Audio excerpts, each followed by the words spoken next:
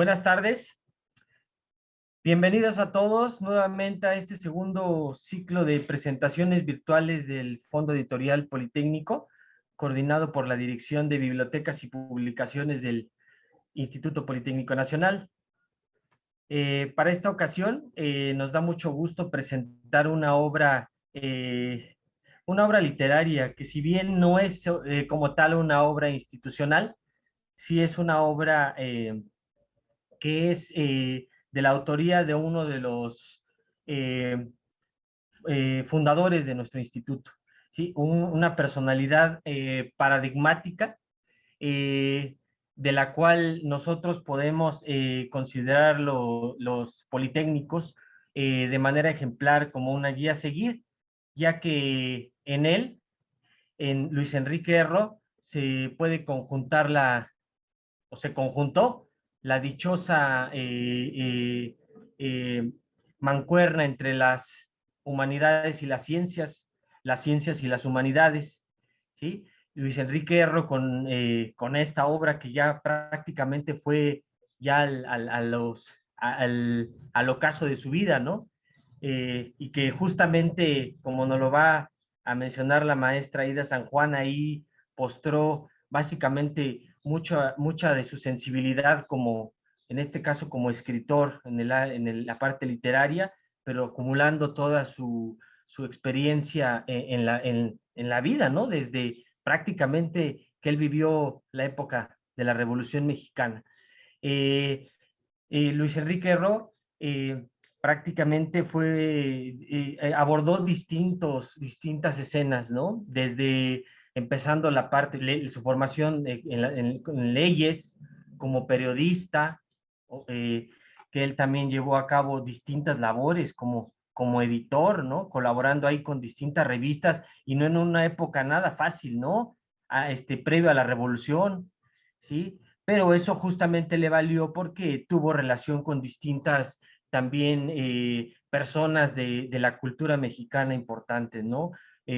Con Gorostiza, con Carlos Pellicer, con distintas personalidades, no voy a mencionar tantas, quizá ahorita el doctor Abraham Valencia va a mencionar a detalle justamente toda esa relación cultural que tuvo Luis Enrique Erro, y lo cual ayudó justamente a su formación de vida y ir acumulando toda esta trayectoria cultural que tuvo Luis Enrique Erro para poder formar. Posteriormente, su incorporación en la vida política, bueno, hasta participación en el movimientos armados, quizá en la posrevolución, luego ya en la vida de la función pública, en la secretaría, participando prácticamente con esta escuela politécnica, el antecedente al Instituto Politécnico Nacional. Por eso es que nosotros apreciamos tanto la figura de Luis Enrique Erro.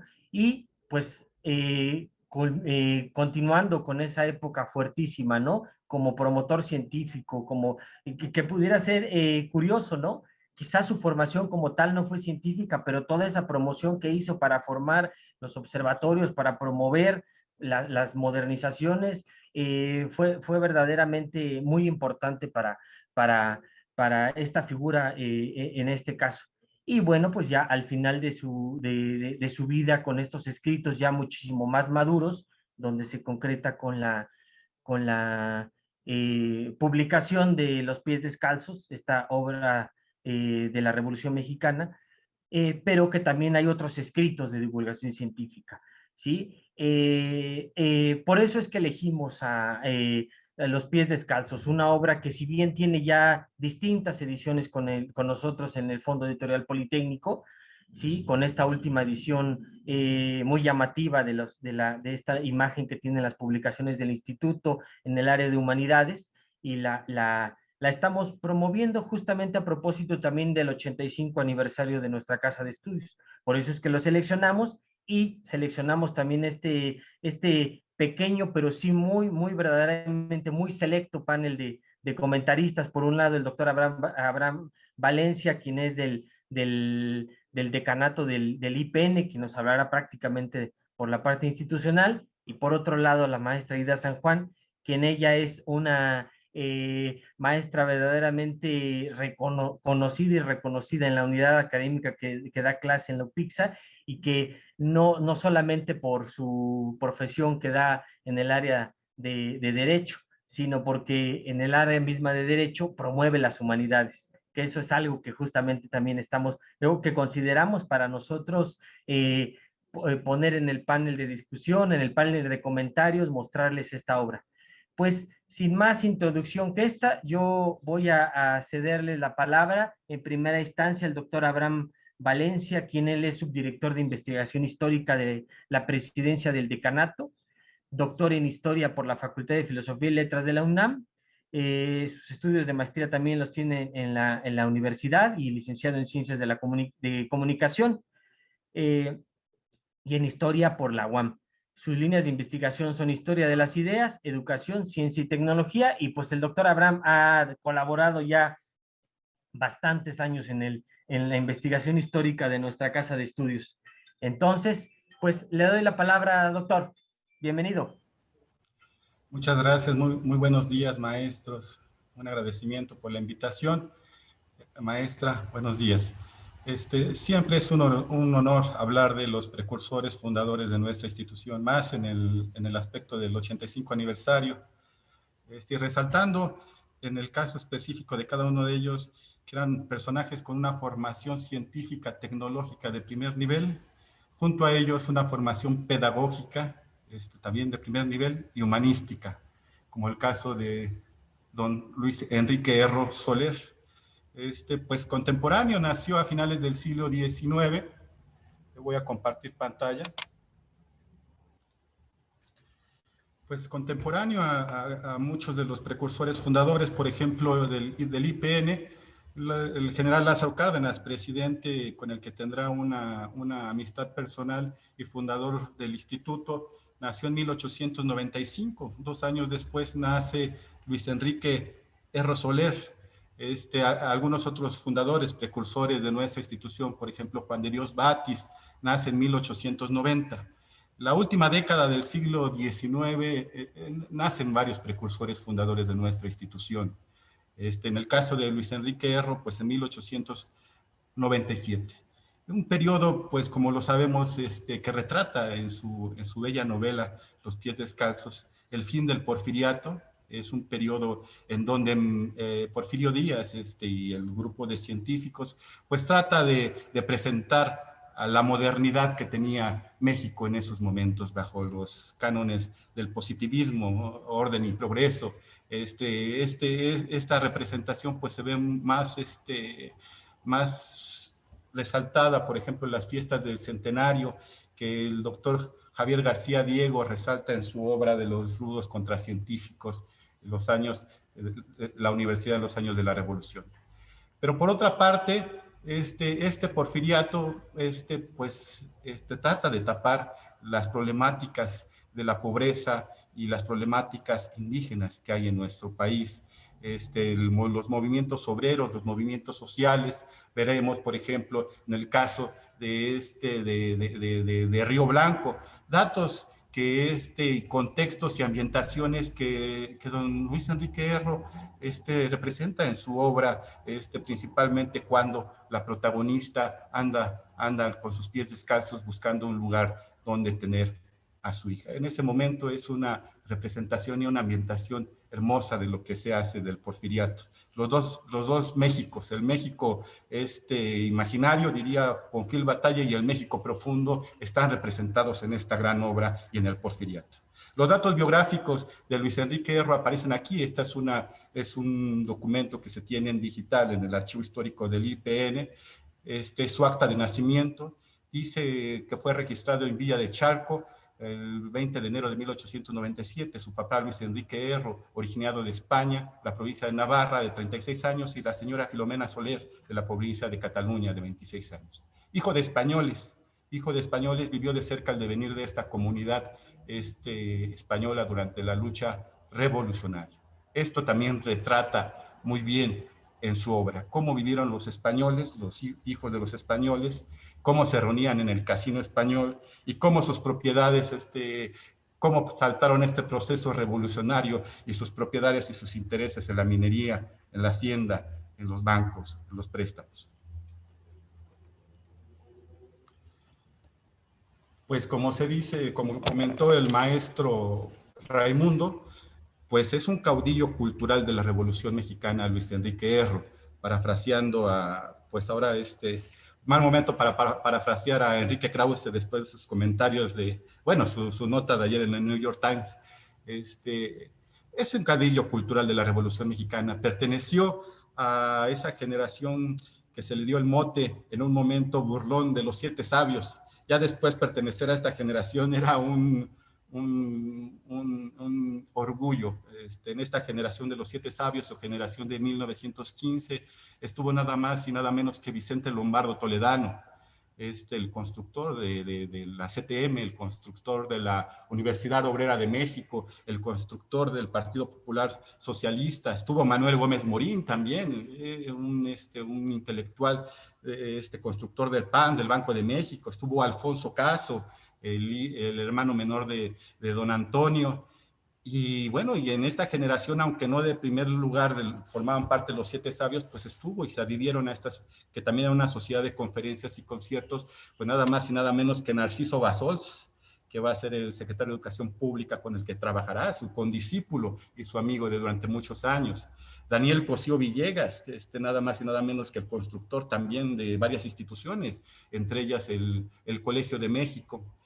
Es una generación muy importante a nivel cultural de nuestro país, una generación que se encuentra entre el Ateneo de la juventud, que inició ese proceso de construcción del positivismo, en donde estaba el Ateneo de la Juventud de Antonio Caso, Alfonso Reyes, con el quien tomó clases, José Vasconcelos, el creador de la Secretaría de Educación Pública, nada más y nada menos, pues los veía en los pasillos de la universidad. Y también posteriormente esa generación está entre también la generación de los contemporáneos, es posterior a esta generación de los 7 sabios, donde está Jaime Torres Bodet. Hay fotos interesantísimas cuando inaugura el Observatorio Astrofísico de Tonantzintla con Jaime Torres Bodet, pues se conocían de años en su periodo en que estuvieron en la universidad. También en esa generación de contemporáneos estuvo Salvador Novo, que también fue profesor de aquí del Instituto Técnico Industrial, el antecedente del IPN, aquí en el edificio ahorita donde me encuentro, que es el Cuadrilátero, el Centro Histórico Cultural Juan de Dios Vázquez. Este es el panorama cultural en el que se desarrolla nuestro personaje, ¿no? Se tomó clases en la Escuela Nacional Preparatoria, tomó clases en la Escuela Nacional de Ingeniería, tomó clases en la Escuela Nacional de Jurisprudencia y en la Escuela Nacional de Altos Estudios. Tomaba clases de todo, Luis Enrique Erro. Por eso es un pensador polifacético como pocos hay en la historia de nuestro país. Dice Javier García Diego en esta obra de Rudos contra Científicos que la primera aparición pública de Luis Enrique Erro se dio en 1917 cuando tomó la palabra, fueron a la Cámara de Diputados este grupo de estudiantes y tomaron la palabra para defender o en oposición a que la universidad quedara supeditada al gobierno constitucionalista de Venustiano Carranza. Dice García Diego que se dieron a conocer este grupo de muchachos y sobresalió notablemente el discurso de este jovencito que vemos aquí, Luis Enrique Erro, como ningún otro. Todo ese grupo alcanzó notas sublimes pues, de liderazgo en nuestro México del siglo XX, pero el que alcanzó un nivel más notable a nivel científico y tecnológico fue nada más y nada menos que Luis Enrique Erro Soler. Y por supuesto su trabajo en el desarrollo de la educación técnica, aunque Vicente Lombardo Toledano ya había hecho una serie de pláticas y Manuel Gómez Morín en la Escuela Nacional Preparatoria sobre la necesidad de la educación técnica, pues Luis Enrique Erro va a ser uno de los bastiones importantes del desarrollo pedagógico de todas las ideas que en 1936 se plantearán en la consumación del instituto. Pues esta generación es referida nuevamente por Krause, que hizo el estudio. Él entrevistó a Gómez Morín y le pidió a Krause que dijera algunas palabras, Gómez Morín, sobre esta generación. Sobre Palacios Macedo, Gómez Morín dijo que era lúcido y perfeccionista. Sobre Narciso Basols, decía que era duro y batallador, ¿no? Un personaje aguerrido, intelectualmente fuerte. Sobre Daniel Cosío Villegas decía que era sistemático y lejano. Pero sobre Luis Enrique Erro Soler dice que era brillante y disperso por su insaciable espíritu de aventura. Era un hombre disperso con muchos intereses intelectuales, culturales, científicos. Era más o menos como un zorro en esas atribuciones que dice Arquiloco, que retoma Isaiah Berlin, es decir, en esa situación de que el erizo sabe una cosa y bien, y el zorro sabe mil y una cosas. Ambos se defienden de alguna u otra manera ante la vida. Luis Enrique Erro era un pensador de tipo de este último, un pensador polifacético. Se dice que mientras tomaba clases de jurisprudencia, leía a los griegos, se iba en su época de estudiante a la plaza de San Sebastián, donde estaba la Sociedad Astronómica de México, y ahí hacía uso de un telescopio público. Posteriormente también iba y asistía joven allá a Tacubaya, al observatorio de Tacubaya, que pertenecía a la universidad, con el profesor Joaquín Gallo, que posteriormente tendrá una serie de debates con su profesor, pues es parte importante de la construcción y el desarrollo académico de cada uno de ellos. Vive el periodo que el libro de García Diego dice, la Universidad Nacional en el periodo de la Revolución Mexicana, ¿no? Ve el contexto de ascenso y asesinato de Madero, que también presenta en su libro de una manera contextual y ambiental, los hermanos Cerdán, el movimiento zapatista, el villismo, la llegada del carrancismo, y por supuesto el asesinato de Carranza. Todos estos elementos los vive en un momento de crisol académico y de enseñanza. Es un momento importante esta década de la universidad, y cada uno de los personajes que lo vivieron vivían literatura y vivían ambiente de violencia que los ponía al filo del agua, diría un Agustín Yáñez, no los ponía al pendiente de lo que está ocurriendo en nuestro país, en ese contexto en nuestro país. Pues esta generación era una generación comprometida, la generación de 15. Muchos de ellos buscan adherirse a diferentes sectores del movimiento revolucionario. Se la jugaron varios de ellos en ese momento. Y Luis Enrique Erro, pues estaba a finales del siglo, de la década de la primera década de los 20 en España, regresa a nuestro país después del asesinato de Carranza, forma parte del grupo de Adolfo de la Huerta, en la Secretaría de Hacienda y Crédito Público, simpatiza con la rebelión de la huertista cuando se rebela en contra de Obregón por la designación de calles. Tiene que salir al exilio Luis Enrique Erro, por su parte comprometida de intelectual, sale a Cuba y allá se casa con Margarita Salazar Mayén, que está en la fotografía. A mí me sorprendió en demasía ver en este libro de Los pies descalzos una parte erótica muy, muy importante. Entonces, Luis Enrique Erro, con el amor de su vida, hay varias fotografías también al final de sus años, pero pues se casa en Cuba con Margarita Salazar Mayén, que da también nombre a un CENDI aquí en el Instituto Politécnico Nacional. Bueno, pues después de este periplo, pues regresa también, bueno, regresa, sale al exilio, regresa, cuando es designado Narciso Bassols como secretario de Educación Pública en el periodo del Maximato, tanto en el periodo de Pascual Ortiz Rubio como Abelardo Rodríguez, 1931-1934, le habla a Luis Enrique Erro, su condiscípulo, su compañero de la universidad, su compañero preparatoriano, para que se haga cargo de un departamento creado en 1925, bueno, creado como departamento en 1925, el Departamento de Enseñanza Técnica Industrial y Comercial, el DETIC, de donde saldrá el Instituto Politécnico Nacional. La participación de Luis Enrique Erro en el proceso de organización de las escuelas técnicas de ese momento es fundamental, ¿no? También se une a ellos el ingeniero Carlos Vallejo Márquez, egresado de la CIME, y hacen un proyecto importante de construcción de una institución, el antecedente de nuestro actual Instituto Politécnico Nacional, que va a ser la Escuela Nacional Politécnica.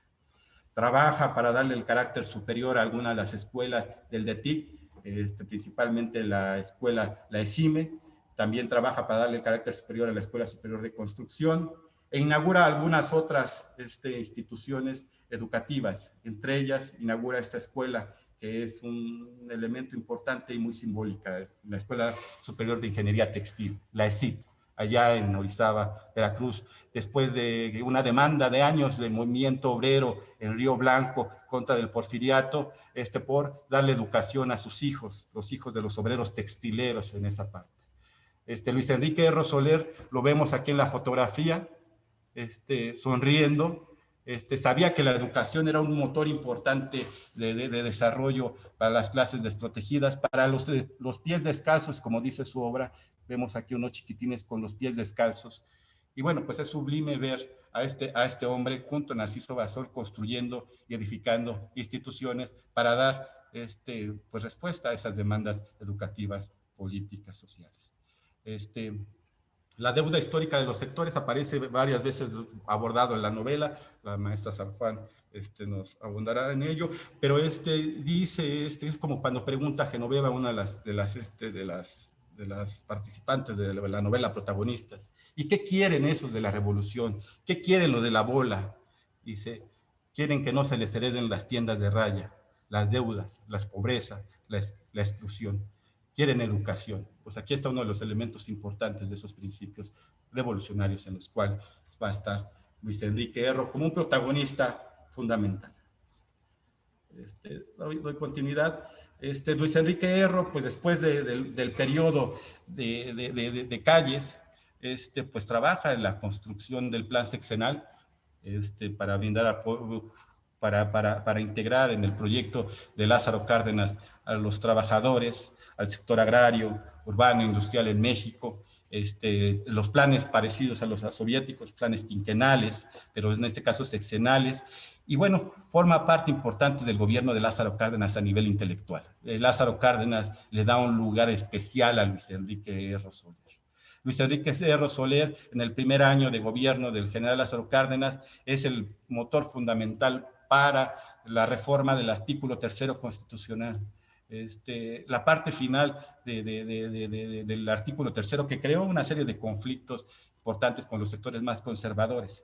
No era el socialismo científico parecido a lo que estaba en la Unión Soviética, pero la cuestión social, la cuestión de la justicia, la cuestión de la integración de los sectores más desprotegidos al proyecto nacional era el enfoque de la revolución social de la Revolución Mexicana. La parte final nos habla de las ideas de Erro. Darle a los educandos un concepto racional y exacto del universo y de la vida social. El universo como un elemento importante de su pensamiento, ¿no? De la grandeza que es el universo y la racionalidad, y la vida social que es la inmediatez de la otredad, ¿no? A los que hay que darles pues cobijo por parte del Estado, hay que integrarlos al desarrollo nacional. Y una serie de conferencias en ese periodo, por ejemplo, fue a la Universidad Obrera de México, ahí se encontró con varios intelectuales importantes con los que ya había él trabajado y conocido, con Vicente Lombardo Toledano, con Alfonso Tejas Sabre, un marxista importante, con Víctor Manuel Villaseñor, que fue secretario también de Hacienda, con Juan O'Gorman, el arquitecto que reformó la Escuela Superior de Construcción, con Diodoro Antúnez, con Manuel R. Palacios, con el mismo Darío Cosío Villegas, que estaba dando clases en la Universidad Obrera de México, con Miguel Otón de Mendizábal, un antropólogo importante que va a estar en la también construcción y los inicios de la Escuela Nacional de Bacteriología, posteriormente la Escuela Nacional de Ciencias Biológicas. Y también con Hermilio Abreu Gómez, es decir, en ese momento pues tiene relaciones Luis Enrique Erro con antropólogos, literatos, marxistas, economistas, y los científicos de esos momentos. Pero un lugar especial que se le da en el carácter del desarrollo científico de nuestro país es cuando Enrique Beltrán, también un biólogo importante de nuestro país, integrante de la comisión del Consejo Técnico de la Escuela Politécnica que creará el instituto en 1936, pero Enrique Beltrán antes había presentado a Ignacio García Telles, antes de que dejara la Secretaría de Educación Pública, un proyecto de creación de un organismo de ciencia el primer organismo de ciencia que va a tener el Estado mexicano. Este organismo de ciencia era el Consejo Nacional de Educación Superior e Investigación Científica.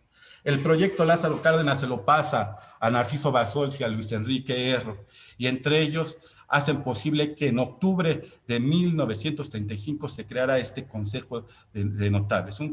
Él compartió, fue miembro importante de ese grupo. Se dice que no quiso la dirección de la presidencia de ese grupo, pero se le dio a Isaac Ochoterena, un biólogo también importante de la universidad, pero en ese grupo estaba Enrique Arreguín, estaba gente de la Universidad Nicolaita, estaba Juan O'Gorman, estaba el mismo Miguel Otón de Mendizábal y estaba Luis Enrique Erro. Este grupo notable del Consejo Nacional de la Educación Superior e Investigación Científica, de la cual él fue precursor, ideólogo, también fundador, y trabajó para muchas cosas que aún están por investigarse. Por ejemplo, hicieron análisis estadísticos sobre la situación de las petroleras para pasárselas a Lázaro Cárdenas y que en 1938 fuera posible la expropiación petrolera. Crearon el Instituto Superior de Educación para los Trabajadores, también un proyecto importante. Crearon el Instituto Nacional de Enfermedades Tropicales. Hicieron muchas cosas y además pues estaban al tanto de los planes y programas de estudio del Instituto Politécnico Nacional, que nace en 1936 como la mayor obra educativa, científica y tecnológica del cardenismo. Bueno, doy continuidad porque pues en 1938-39 empiezan a bajar los recursos, el presupuesto no alcanza, siempre dicen que el cardenismo se pasó en los ámbitos de ideas, a veces los ámbitos de ideas, pues al momento de llevarlos a la práctica, la falta de recursos o la falta de tiempo, pues es difícil. Eso pasó con el CENESIC. Dejó de funcionar a finales de 1938, en 1939 ya no funciona. Luis Enrique Erro era un personaje importante de este consejo, dio algunas aportaciones importantes, pero decide irse a los Estados Unidos, allá como agregado cultural, pues da tiempo a una de sus pasiones y ya veía la construcción de un observatorio astrofísico para nuestro país. Va a la Universidad de Harvard, allá en Massachusetts, y se conoce a una serie, a los directores del observatorio de allá, el doctor Harold Chapler, y bueno, pues también con astrónomos como Leon Campbell, y bueno, en 1942 trabaja para la consumación de un proyecto, ya ha pasado el periodo del cardenismo, los inicios de Manuel Ávila Camacho, convence a Manuel Ávila Camacho para la consumación de un observatorio astrofísico en nuestro país, el cual inaugura en 1942, ¿no? Es interesante porque se dice que, por ejemplo, en la visita a la inauguración, nada más como anécdota, le pregunta Ávila Camacho a Luis Enrique Erro, ¿y cómo trabajan ustedes los astrofísicos? Dice Luis Enrique Erro, con espectros. Se dice que Manuel Ávila Camacho levantó las manos y dijo, ay, nanita, ¿no? Una cuestión pues de desconocimiento de lo que hacían estos hombres, qué ideas traían, qué conocimientos traían, qué revolución estaban haciendo de la ciencia. Hubo una serie de cuestiones, porque por una parte estaba el Observatorio Astronómico de Tacubaya, que dirigía Joaquín Gallo, y por otra parte, pues entraba la física en la observación de los astros, bueno, en el análisis de los astros, y esta situación, pues la analiza muy bien Bartolucci en un libro que se llama La modernización de la ciencia en México. Un momento importante del devenir científico, en donde Erro fue fundamental. Me voy más rápido. Pues la inauguración se da en 1941. Aquí una foto maravillosa con quien era su compañero, Jaime Torres Bodet, el secretario de los contemporáneos. Permaneció como director del Instituto, el Observatorio de Astrofísica, hasta 1950, y lo deja por males físicos en la mayoría, pero pues en ese momento hizo una serie de congresos internacionales de astrofísica, invitó a Albert Einstein a venir a nuestro país. Albert Einstein se disculpó, pero tenía constante carteo con Manuel Sandoval Vallarta, con el propio Joaquín Gallo, que después ya lo incorpora en el proceso de desarrollo, y después pues va formando sus cuadros. De ellos estaba Carlos Graeff, a Guillermo Haro, el esposo de Elena Poniatowska, también lo manda a Harvard para que él se hiciera cargo y continuador de su obra, ¿no? Pues eran grandes obras, y también implicaba y metía a la visión del Observatorio Astrofísica la idea de la física y la responsabilidad social de la ciencia, un elemento importante. Una construcción científica de carácter nacionalista, de carácter técnico, de carácter de desarrollo de un país y la necesidad de la ciencia como palanca de desarrollo importante e indispensable para llevar a cabo pues, el desarrollo e integración de los sectores más desprotegidos. Ya para acabar, bueno, pues se sabe que Luis Enrique Erro escribe esta obra de los pies descalzos en 1951, la termina, la presenta, una obra que venía trabajando desde su inicio en Tonancintla. Cae enfermo en el hospital, 1951, en el hospital de cardiología, 1954, otra vez se ve su enfermo, y esta foto a mí se me hace pues, sublime, ¿no? Por los intereses intelectuales que tenía este gran hombre. Es su escritorio en 1955. El día de su muerte así dejó su escritorio Luis Enrique Erro. Vemos varias obras de este personaje. La llave del náhuatl, que estaba aprendiendo náhuatl en sus últimos años de vida a través de la obra de Ángel María Garibay, el mismo que enseña, es el maestro de Miguel León Portilla, por ejemplo, ¿no? Hay libros de lo que son los cuadernos americanos, estaba interesado en los temas de la filosofía del mexicano, del grupo del Hiperión, donde estaba Luis Villoro, donde estaba Leopoldo Sea, y hay una serie de intereses importantes, Luis Enrique Erro. Aprendía náhuatl, un hombre políglota que manejaba el francés, el inglés, y bueno, que tenía diversos intereses, ¿no?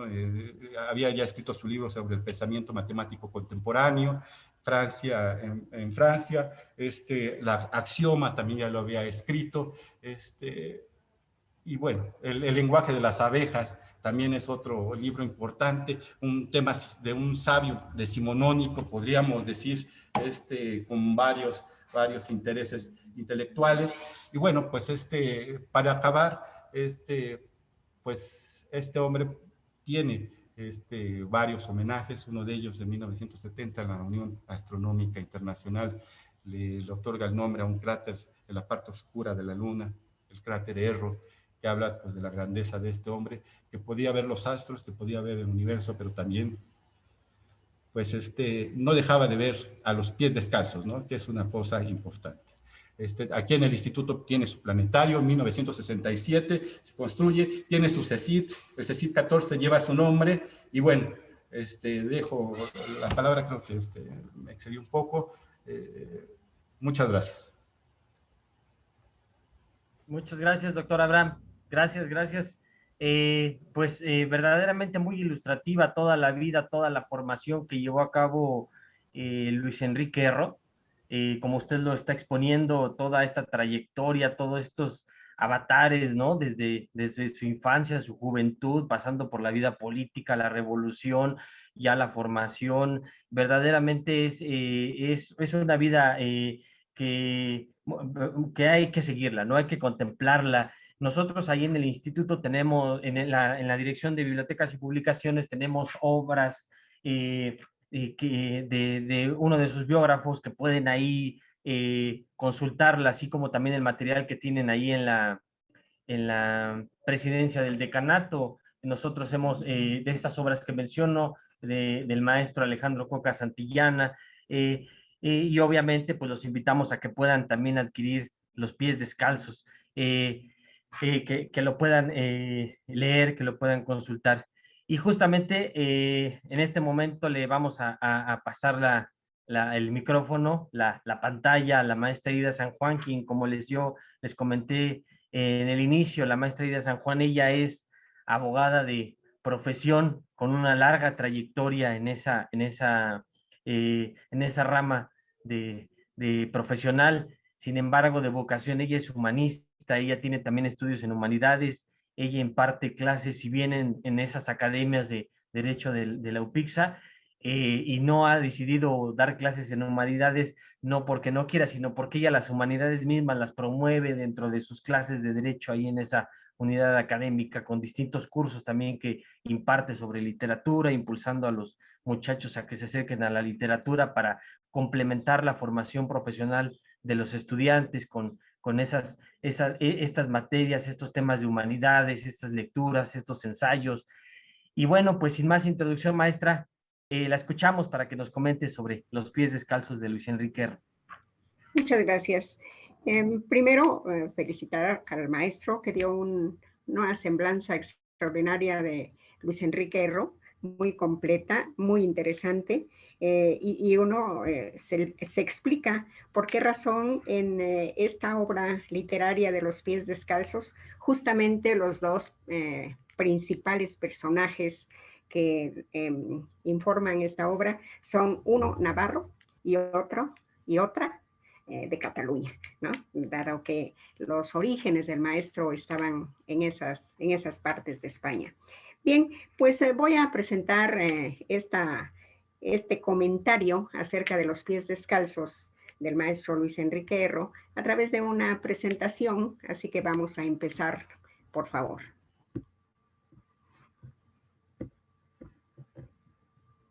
El título es Comentarios al libro Los pies descalzos de Luis Enrique Erro Soler. Y primero, bueno, hablar del maestro Erro. Es para mí el primer humanista politécnico, hombre inquieto, generoso, conocedor de las grandes necesidades que padecía y en gran medida sigue padeciendo nuestro país. Se convierte en el promotor de la enseñanza tecnológica y junto con otros ilustres personajes como el ingeniero Juan de Dios Batis Paredes, el ingeniero Wilfrido Maciú Pérez y otros, fundan el Instituto Politécnico Nacional. El maestro Luis Enrique Erro se da tiempo para escribir una obra literaria, Los pies descalzos, en la cual demuestra el profundo conocimiento de la realidad socioeconómica de nuestro país en las últimas décadas del Porfiriato y las primeras décadas del siglo XX, mostrándonos también su penetración psicológica en el manejo de los personajes de esta novela. ¿Cuál es el contexto histórico de Los pies descalzos? Pues es la última etapa del Porfiriato, hasta la etapa de consolidación del gobierno revolucionario, los gobiernos de Carranza, de Álvaro Obregón. La concentración de tierras en grandes latifundios en poder de extranjeros, en este caso de un español propietario de un latifundio en el estado de Morelos, donde se cultiva y se beneficia la caña de azúcar. ¿Cuáles son las consecuencias? Pues la consecuencia es la gran influencia política del latifundista, también gran amigo de sacerdotes y de obispos, la presencia callada, sumisa, casi ausente de indios, peones del latifundista, con salarios miserables y endeudados a perpetuidad en la tienda de raya, la omnipresencia del mayordomo en la hacienda azucarera. Los personajes. ¿Cuáles son los personajes de esta interesante novela? ¿De dónde viene el mayordomo? El mayordomo, que es un autoritario, un déspota, que solo ve al indio como fuerza de trabajo. El mayordomo Fermín es de origen humilde, de algún pueblo de Cataluña, donde se ganaba la vida como leñador. Genoveva, la esposa, es integrante de la clase obrera de Barcelona. En cambio, Juana, la india, la principal protagonista de la novela, es descendiente de caciques, propietaria de tierras en Xochimilco, que huye de su tierra ocultando un embarazo no deseado. Paquito, el hijo de Fermín y Genoveva, a quien Juana amamantará y cuidará durante toda su vida. Y alrededor de estos personajes hay otros personajes secundarios. Doña Josefita, la portera, la mujer que le da cobijo a Juana, ¿no? En ese peregrinar tremendo de Juana por esa ciudad de México de fines del siglo XIX, ¿no? Y que finalmente le da cobijo, como lo relata nuestro autor. Esta es doña Josefita, la andaluza que contrata a Juana. Ya se verá en la novela que la andaluza es una amiga de Genoveva. Ella ha dado a luz, como también lo relata el autor, y no puede darle a su niño la leche porque no está desarrollado todo su busto para dárselo. Y entonces tienen que contratar a alguien y esta que contratan es Juana. ¿Quién es la que la va a contratar? La andaluza, ¿no?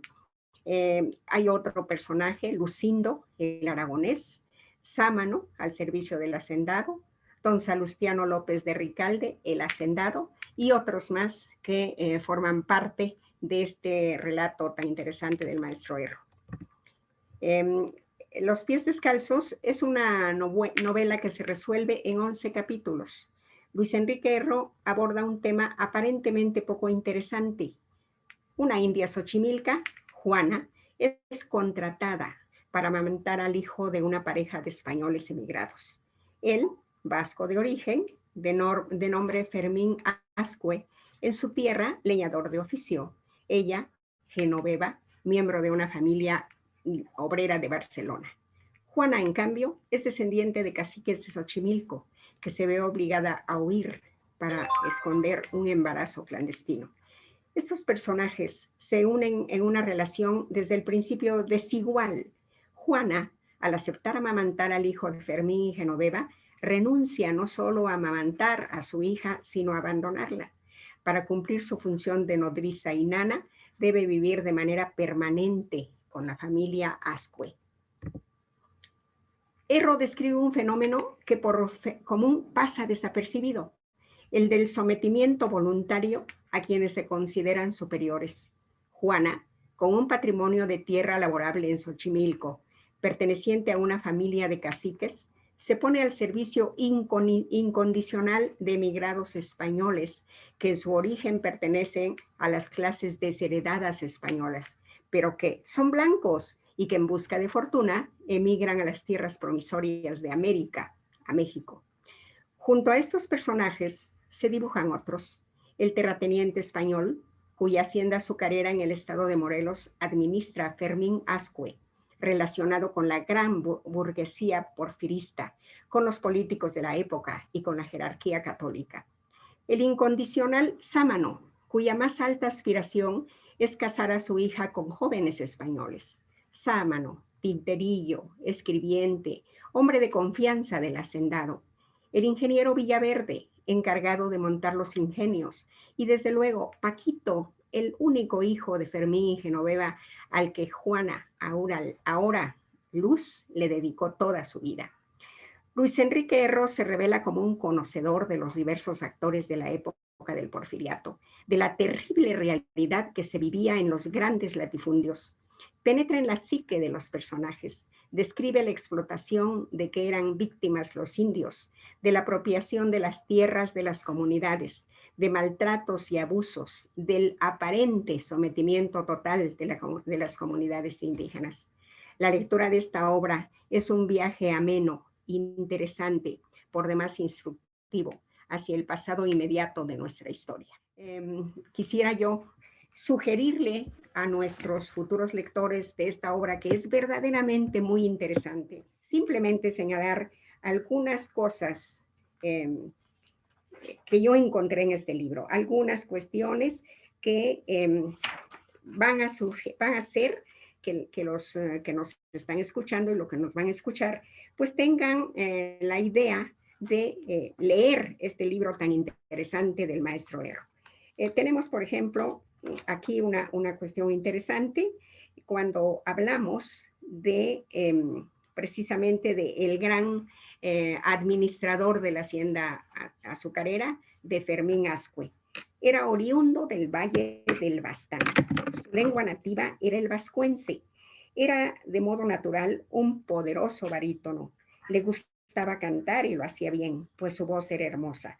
Su canto optimista y alegre. Cuando abría toda su voz, se estremecía la casa. Era mucho más alto que las gentes de su rumbo. Ancho, tremendamente fuerte e increíblemente ágil. Intensamente hogareño y monógamo. No había tenido ni tuvo otra pasión de mujer que Genoveva. Una semblanza del protagonista del administrador Fermín Ascue. Otra cuestión interesante que también pues, nos da la idea de efectivamente buscar el libro, leerlo, ¿sí? Vamos a ver este otro párrafo que a mí me parece que es una cuestión pues, bastante interesante, como lo es todo el libro realmente. Dice,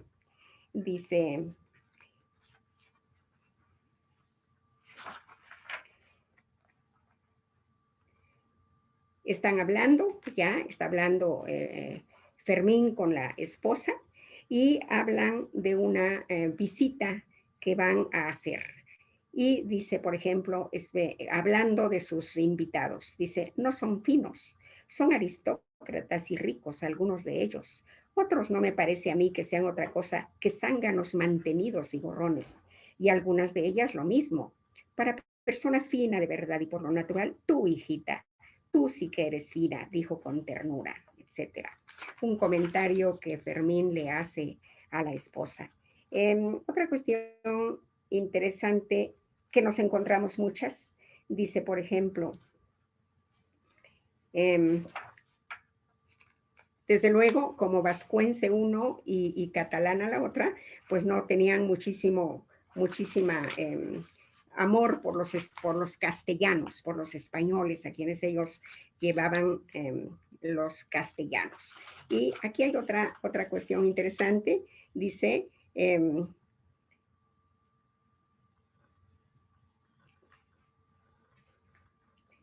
a poco comenzaron a cruzarse con carros tirados por mulas y por bueyes, y que bien cargados de caña, volvían rechinando del campo al ruidoso ingenio, y en menos de una hora llegaron a un campo de corte. Llegaron de súbito. Al volver un codo del camino, el corte se abrió ante ellos, pero de alguna manera, o porque les hubieran avisado, o porque los esperaban a esa hora, su llegada no causó sorpresa. Se advertía en esto que los peones habían dejado el trabajo y se formaban torpemente en una larga y ondulante hilera. Los retrasados corrían no muy aprisa para entrar en la formación. Don Fermín dio instrucciones a Eva. Y aquí viene una cosa verdaderamente interesante. Dice, tú quédate con los mozos porque allá adentro la tierra es floja y la pisada del caballo no es segura. Cuando don Fermín llegó al grupo de dependientes, los peones ya todos en la hilera, recuerden que los peones eran los indios, se quitaron los anchos y maltrechados sombreros. Y entonces Genoveva oyó con asombro sin límites que aquellos 2 centenares de hombres cobrizos, semidesnudos, sucios, desgreñados, entonaban un cántico a modo de salmodia o responso. Cantaban en falsete y sin vigor alguno, con las voces desacompasadas y con desgano. Cantaban el alabado, canto de dolor, de miseria, de desesperanza. Tenía ese canto en medio de la riqueza fértil de aquel campo bautizado con el nombre de Morelos, aquel héroe glorioso, una desolación infinita. El alabado, pues, es un himno religioso. Y démonos cuenta entonces de cuál era el grado de dominio, de tiranía que se ejercía con esos hombres, que al aparecer el mayordomo, ellos se reunían corriendo, llegaban de todas partes, había llegado el gran señor, el mayordomo, y ellos lo recibían con ese himno religioso que es el alabado. Y como esto, pues encontramos en el libro cosas muy interesantes. Por ejemplo, cuando Genoveva ve por primera vez a los indios, dice que son remedos de hombres. Entonces, imagínense ustedes cuál era la situación, y hay que reconocerlo, cuál sigue siendo la situación en muchas regiones de nuestro país de estos indígenas, los propietarios, como ahora se dice, originarios de la tierra, para que esta España española haya visto en ellos no hombres, sino remedos de hombres. La verdad es que si nosotros leemos este libro, en serio, es una obra que nos da el entusiasmo de buscar la forma de remediar esta situación, ya no de resolverla, por lo menos de remediarla, porque sigue habiéndola. Aquí hay otro, dice, está hablando el protagonista, Fermín, y dice, está pensando en dónde irse, y dice entonces, antes de que llegue, desde luego, a América. Dice Azpeitia que embarque para América, que vaya a la Argentina o a México, mejor a México, pues él tiene a quien recomendarme. Conoce el país, pues ha jugado allá. Dice que el clima es bueno y la gente del país es indolente, que el forastero si mira lo suyo y si se apega al trabajo, hace fortuna. Bien, como esto, como estas pequeños párrafos que estoy leyéndole, pues todo el libro me parece que es un libro muy interesante, muy importante, que conozcamos todos, no solamente los politécnicos, todos deberíamos leer este libro que me parece a mí que trae cosas muy importantes. Dice, por ejemplo, otro parrafito hablando de Genoveva. Dice, desde muy niña, desde que aprendió a entender lo que oía, había oído hablar de trabajadores y patrones y de jornales. Había oído hablar del trabajo como el esfuerzo que tiene que prestar el pobre para tener un salario y con él su comida, y del patrón como del hombre que compra muy despiadada y ventajosamente un esfuerzo a cambio del jornal. Es decir, en esa época, la explotación del trabajador en España y en África y en Asia y en todas partes donde había inversión, donde había empresa, pues era esa la verdadera explotación de la fuerza de trabajo. Realmente hay cosas muy interesantes en este libro, y yo por mi parte quisiera recomendarlo, pero quisiera recomendarlo a todos. Quisiera recomendarlo a nuestros directivos, que lo vuelvan a leer, naturalmente que ya lo leyeron, pero quisiera recordárselos otra vez y recomendárselos a nuestros directivos, a nuestros compañeros profesores, a nuestros compañeros administrativos y desde luego, por supuesto, a nuestros alumnos. Creo que es un libro que es muy actual, que no pierde la importancia, que está describiéndonos una parte importantísima de nuestra historia y que nos está volviendo a recordar que tenemos un compromiso muy grande, muy urgente hacia esa parte de la población que todavía sufre, y a lo mejor ya no sufre tanto como lo describe el libro, pero tenemos, pienso, todos los que hemos accedido a los privilegios de la educación superior, tenemos un compromiso muy importante con toda esta población. Creo que es todo lo que puedo comentar de este libro tan interesante, que vuelvo otra vez a indicar que se lee muy rápidamente, que sus páginas van una tras otra, son 448 páginas, y realmente es una lectura imprescindible. La recomiendo con mucho entusiasmo. Muchas gracias por la oportunidad. Al contrario, maestra Ida San Juan, muchas gracias. Escuchamos verdaderamente de manera muy interesante esta exposición, esta exposición de la estructura de la obra, esta invitación para la lectura de esta novela, justamente para conocer la etapa histórica ahí en la revolución, en los albores de la revolución, para conocer toda esta sensibilidad que se daba, este ambiente, este clima que se daba, y justamente en la letra, ¿no? En la escritura de este personaje importantísimo para nosotros en el Instituto, Luis Enrique Erro. Y bueno, pues nosotros, menciono esta novela, cuando se publicó fue considerada en distintos diarios, ¿no? Como la novela del año, Los pies descalzos, allá en 1951, por Isaac Rojas Rosillo, en Novedades. También otro dato sobre la misma publicación, una nueva novela de la Revolución Mexicana en la revista Hispanoamericana, ahí en la Columbia University en Nueva York, por Andrés y Duarte. Esos son, entre otros datos que se mencionaron sobre esta novela, justamente la novela de Los pies descalzos, que la compartimos en esta última edición que tenemos, y que los invitamos a que todos quienes quieran adquirirla, quizá ahorita por la contingencia sanitaria, Hay un mecanismo muy particular, pueden consultar nuestra página de internet, ahí aparece el catálogo comercial, pueden enviarnos un correo y programar una entrega allí en las instalaciones de la Dirección de Bibliotecas y Publicaciones para poder obtener lo más pronto posible, ahorita que hay relativamente tiempo, y aunque no haya tiempo, hay que encontrarse el tiempo para leer una novela, y qué mejor que sea Los pies descalzos. Pues estamos prácticamente ya, quisiéramos, segura, porque hay muchísimo para hablar sobre la vida de Luis Enrique Erro, hay muchísimo para poder desarrollar más sobre Los pies descalzos con la maestra Ida San Juan, con el doctor Abraham, pero el tiempo el tiempo no perdona, estamos prácticamente cerrando.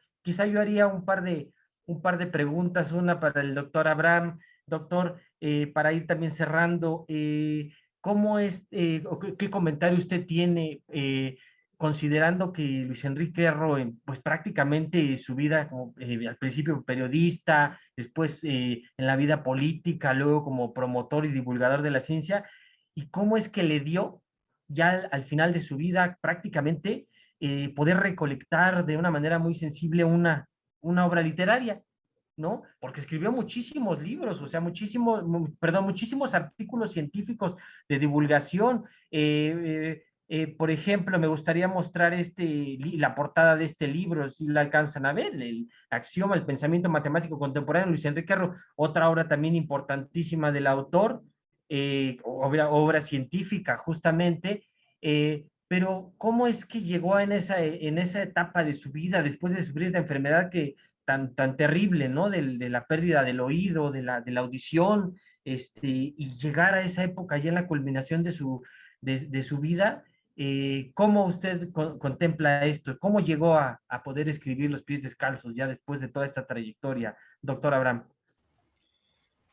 Gracias, gracias, maestra. Muy interesante los fragmentos leídos. Pues es precisamente la grandeza de Erro. Recuerdo que bueno, un filósofo, Emile Cioran, decía que, por ejemplo, Pascal y Nietzsche eran como reporteros de la eternidad, ¿no? Los reporteros de la eternidad.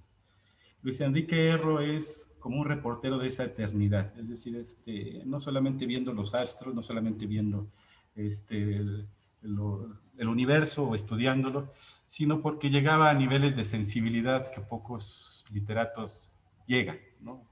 Me acordé de Dostoyevsky, en Crimen y Castigo, me acordé de las escenas de José Revueltas, por ejemplo, con el cual también tuvo ahí un conocimiento, pero esa es la grandeza de Luis Enrique Erro, esa sensibilidad que alcanza a ver en su obra sobre lo injusto, sobre lo que aún estaba pendiente en este proceso de la Revolución Mexicana.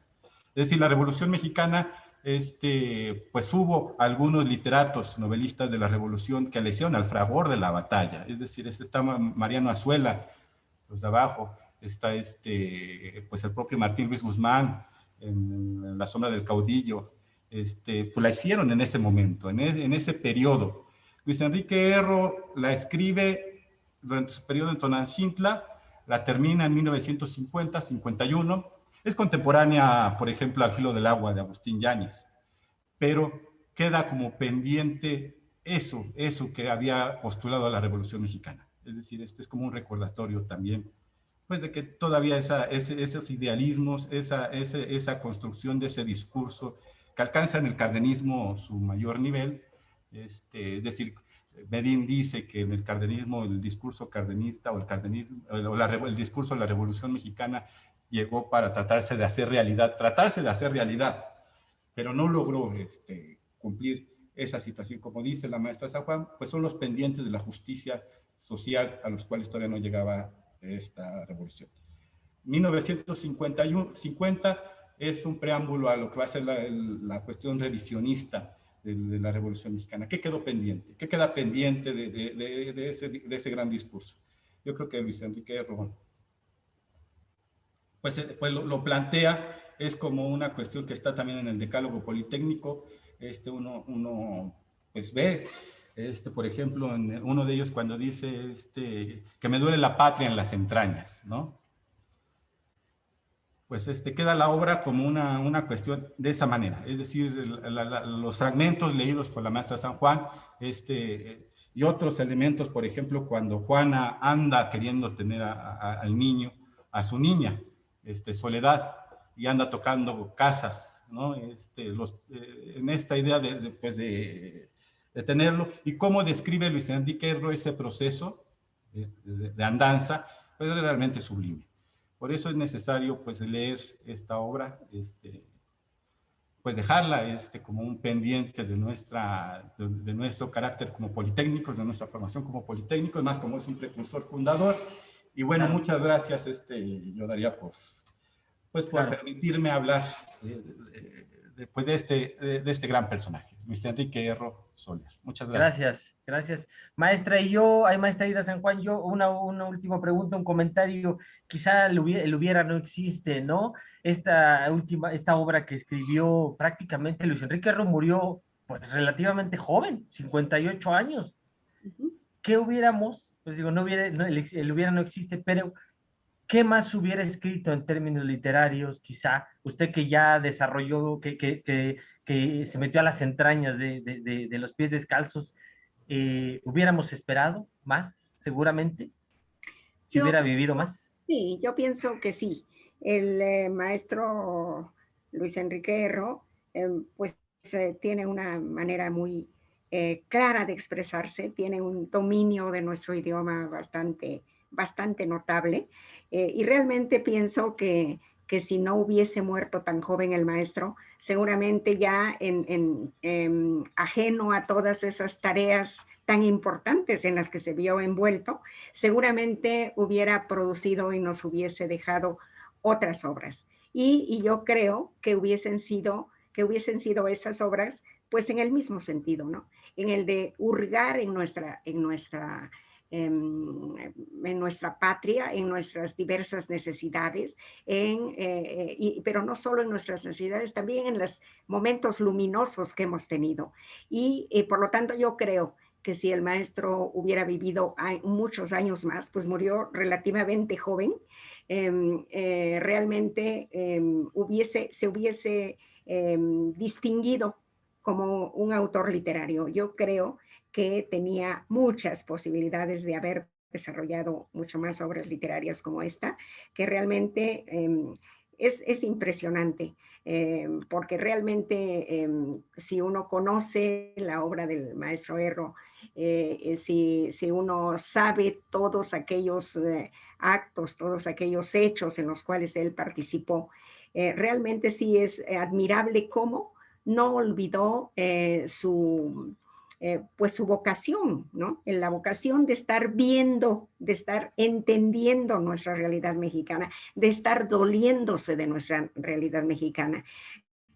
Creo que el hecho de que haya sido un cofundador importante del Instituto Politécnico Nacional, pues lo retrata, ¿no? Lo retrata. Ahí está no solamente una idea de qué hacer, no, los hechos que dejó ya funcionando el Instituto Politécnico, que ha sido tan importante para nuestro país. Pues muchas gracias, maestra. Pues estamos prácticamente cerrando. Les agradecemos muchísimo, doctor Abraham Valencia, de la presidencia del decanato, la maestra Ida San Juan, profesora de la UPIXA, en haber participado en esta muy rica exposición de Luis Enrique Erro y de su novela Los pies descalzos, de este científico humanista científico, humanista politécnico, del cual nosotros en esta casa de estudios estamos orgullosos y aquí en la Dirección de Publicaciones, de Bibliotecas y Publicaciones, promovemos la lectura de Los pies descalzos. Entonces, con esto prácticamente estamos concluyendo. Les agradecemos nuevamente su participación a todos ustedes en esta presentación virtual de este segundo ciclo, coordinado por la Dirección de Bibliotecas y Publicaciones, y los invitamos a que sigan en este ciclo los días miércoles a las 6 de la tarde. Muchísimas gracias a todos, que tengan muy buenas tardes. Hasta luego. Hasta luego. Muchas gracias, muchas gracias.